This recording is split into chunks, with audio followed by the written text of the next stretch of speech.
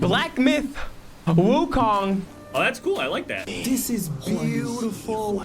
Yes, there we go. This Chinese video game is attracting attention from gamers around the world. After 7 years of development, Black Myth Wukong has been officially released. This game is based on Journey to the West, a Chinese mythological story from the Ming Dynasty, which follows the adventure of Wukong, the Monkey King, as its storyline. GG, that was a really hard boss. It's so good. The graphics are amazing. The gameplay is awesome. Like it's so much action. It's a boss rush. Like it's so much fun. 它的剧情我们亚洲人看的话，应该都会非常有感觉。就是《西游记》是我们比较了解的东西。It lays down a new milestone for China's video game industry as part of the country's effort to build up its soft power and increase its global influence. This is one of the few Chinese-developed games that really is focusing on an international audience and on appealing to an international audience. The game topped the Steam sales chart on its first day of release. Positive feedback poured in overwhelmingly in China, and global game review platforms have provided ratings accordingly. So, why is the game so popular?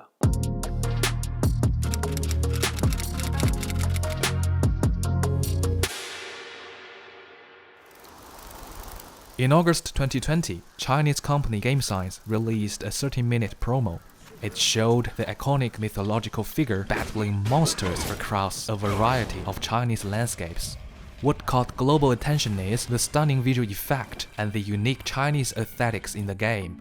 有一个非常重要的一点，就是这个游戏的品质，它真正的达到了国际一流、行业一流的3A 游戏大作的这么一个水准。 However, some media reports allege that the production company GameScience has a history of sexism. It triggered a backlash among the gamer communities around the world.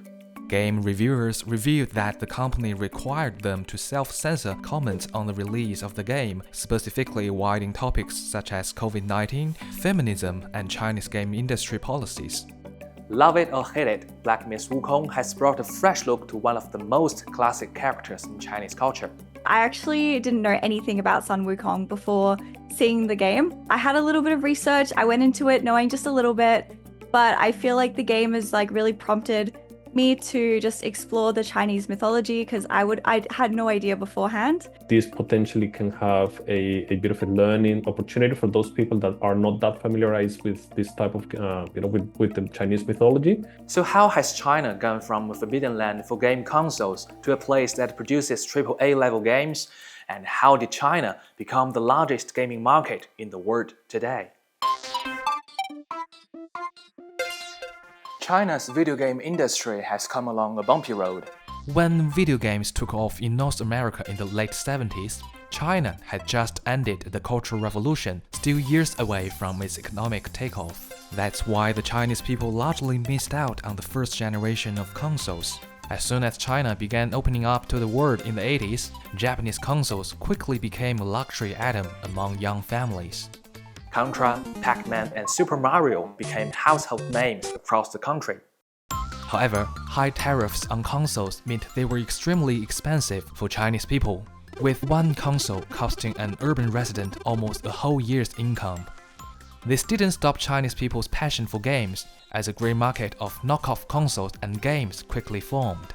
The sort of vast majority of games and Chinese game player experiences from the 1980s, 90s, and even into the 2000s were of cheaply produced copies of Western games, or shanzhai. This wasn't restricted to games, this was restricted to a whole range of electronic products and devices and content, that there would be cheaper versions of these technology products produced mostly in southern China, and that was the experience that a lot of people had of those things. With the rise of personal computers in the 90s, some homebrew games became very popular in China. Many of these games combine Chinese myths and martial arts, while at the same time, Western games were also taking China by storm. However, video games were described by the Chinese government as electronic heroin, leading to harm and addiction for children. Instead of providing parental control and rating system, Beijing banned on the sale of game consoles in 2000. It was a time when online games overtook the market. People who didn't own a device would spend as little as a few Chinese yuan per hour in an internet cafe or wangba to enjoy online games. Chinese companies Tencent and NetEase began to invest heavily in video games, and when smartphones became widely used in China in late 2010s, these tech giants have dominated the market globally. The Chinese game market has really been mobile phone driven. It's really been a kind of mobile game inflected market, and that continues to today. The Chinese government recognized a huge opportunity to showcase its soft power through Chinese games. One of the standout successes was a globally renowned Genshin Impact, which now has over 60 million players worldwide. The game has been listed as an important cultural export product by the government, and it has won multiple awards on the global stage. Now China is the largest gaming market in the world. In 2023, the gaming revenue of China reached 166 billion Australian dollars, with a user base of 670 million people. Experts believe that the industry will continue to thrive, and Black Myth Wukong could set a new standard and a new beginning. I think it opens doors for more titles of the same magnitude or the same size being released. So this is a good transition into exporting and releasing big titles and maybe competing at the same level as brands like Nintendo and the big AAA studios.